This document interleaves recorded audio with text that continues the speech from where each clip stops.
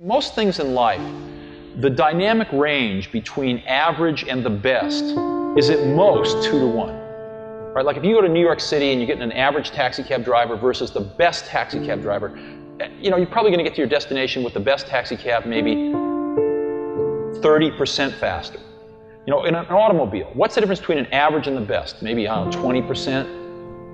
The best CD player and an average CD player, 20%. So 2 to 1 is a big dynamic range in most of life.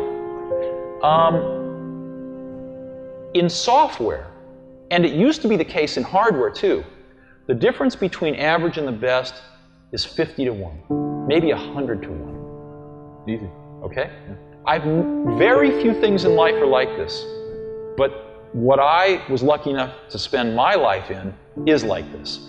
And so I've built a lot of my success off finding these truly gifted people and not settling for B and C players, but really going for the A players. And I found something.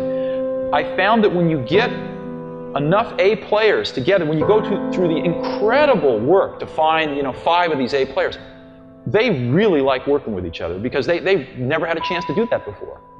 And they don't want to work with B and C players, and so it becomes self-policing, and they only want to hire more A players. And so you build up these pockets of A players, and it propagates.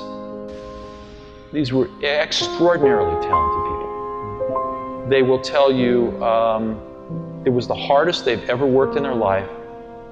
Some of them will tell you it was the happiest they've ever been in their life.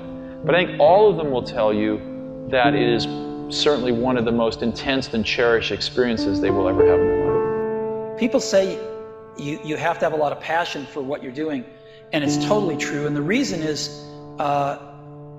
because it's so hard that if you don't, any rational person would give up. So it's a lot of hard work, and it's a lot of worrying constantly. And if you don't love it, you're going to fail. So you got to love it. You got to have passion. And I think that's the high order bit. The second thing is you've got to be a really good talent scout, because no matter how smart you are, you need a team of great people, and you've got to figure out how to size people up fairly quickly, make decisions without knowing people too well, and hire them, and see how you do, and refine your intuition, and be able to help build an organization that can eventually just build itself, because you need great people around you.